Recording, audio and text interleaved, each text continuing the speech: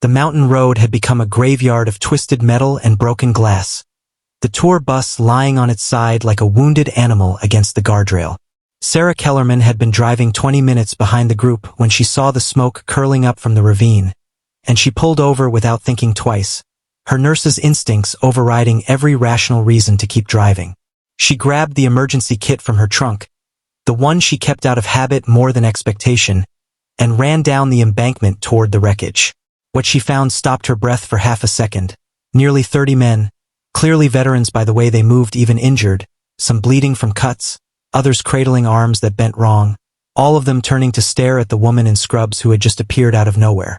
In the middle of the chaos lay a man in his 40s, his shirt torn open, his breathing shallow and wet in a way that made her stomach drop. She didn't ask permission.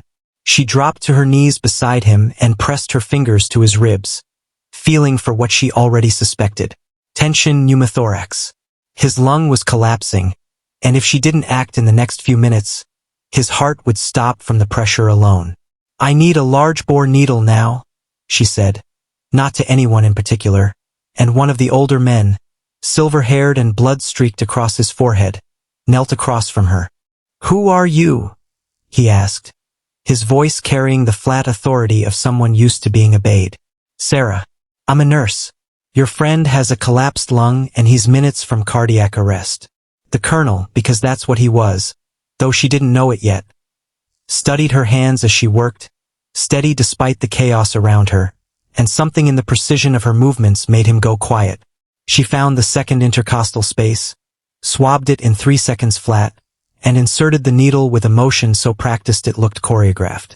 The hiss of escaping air was immediate, and the wounded man's chest eased, his breathing evening out like a held note finally released. The colonel's eyes narrowed.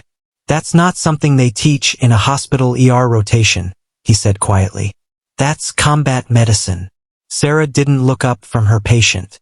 "I need him on his side, and I need someone to keep pressure on that head wound over there," she said, nodding toward a younger man who was swaying on his feet, blood running freely down his temple. 2 of the veterans moved instantly, without hesitation, the way men move when they recognize competence and stop asking questions. The colonel remained crouched beside her, watching, his expression shifting from suspicion to something closer to recognition. "You've done this before," he said. "In the field.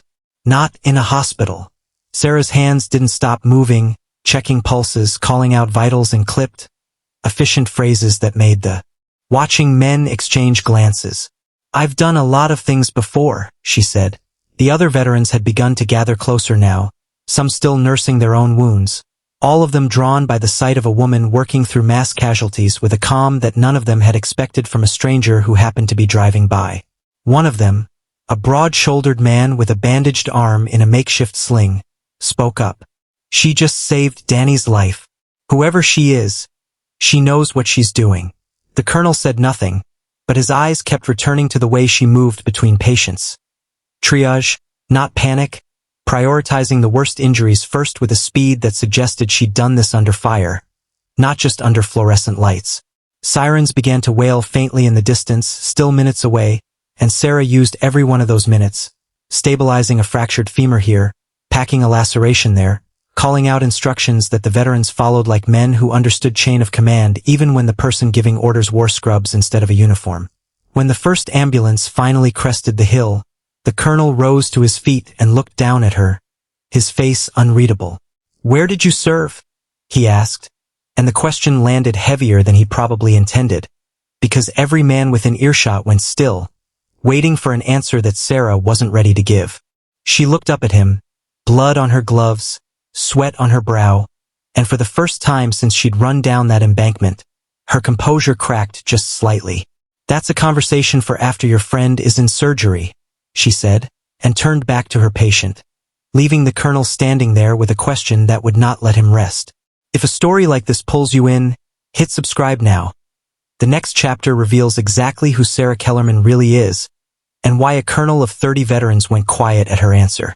The ambulances took the worst of the injured first, and Sarah rode in the back of one beside Danny, the man whose lung she'd saved, monitoring his vitals with the same unshaken focus she'd shown on the roadside.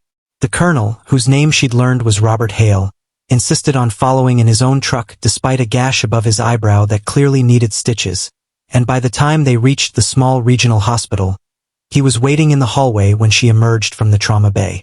"He's stable," she told him. "The surgeon says another 10 minutes and he wouldn't have made it." Hale nodded slowly, then fixed her with the same look he'd given her on the mountainside. Searching, careful, like a man reading a file he couldn't quite access. "I asked you a question back there," he said. "Where did you serve?"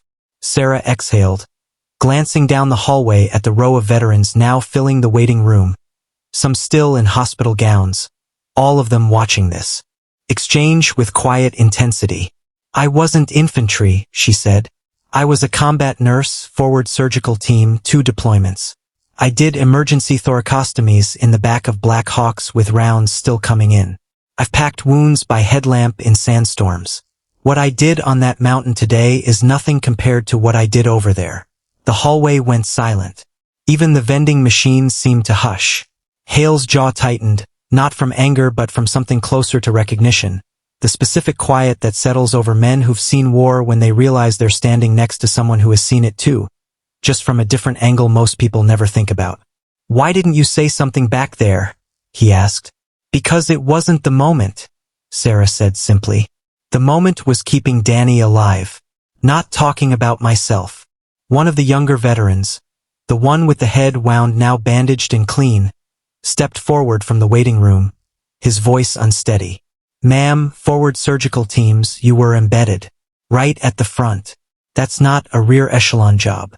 People die doing that job." Sarah met his eyes. "People die doing every job over there. I just did mine with a scalpel instead of a rifle." Hale studied her for a long moment, and then he did something none of the watching men expected. He came to attention, the posture instinctive after 30 years of service, and offered a slow, deliberate salute. "Ma'am, on behalf of every man in this hallway, thank you for your service, and thank you for what you did today." One by one, the veterans rose from their chairs, some leaning on canes, some still favoring injured limbs, and they followed his lead. A hallway full of decorated men standing at attention for a woman most of them had dismissed an hour earlier as just a bystander who happened to have a first aid kit. Sarah felt her throat tighten, unprepared for the wave of emotion that came with being seen, truly seen, by people who understood exactly what she'd carried home from those deployments. "I didn't do this for recognition," she said quietly. "I did it because it's who I am. It's what 15 years in medicine taught me, that some skills don't turn off just because the uniform comes off." Hale lowered his hand and stepped closer. "You know, most people who see a nurse assume they know the whole story. Steady hands, kind face, comfort at the bedside. They never think about where those hands learned to be steady under fire." Sarah managed a small smile despite the exhaustion pulling at her. "That's the thing about hidden histories, Colonel. Everyone judges the cover before they read the pages." The waiting room erupted into a quiet, powerful applause, the kind that doesn't need to be loud to be felt, veterans and hospital staff alike acknowledging a woman whose competence had been undeniable long before her story was known. Danny's surgeon appeared in the doorway moments later, confirming the operation had gone perfectly, and the tension in the room finally broke into something like relief and celebration. Hardened men embracing each other and wiping their eyes without shame. Hale placed a hand on Sarah's shoulder. "You saved one of my men today, and you did it without waiting for permission or recognition. That's the kind of soldier I'd have wanted under my command." Sarah shook her head gently. "I'm not a soldier anymore, Colonel. I'm just a nurse who happened to be driving by." But everyone in that hallway knew the truth, that some people never truly stop serving, they just change the uniform, and the world only recognizes their strength when it's tested in the worst possible moment.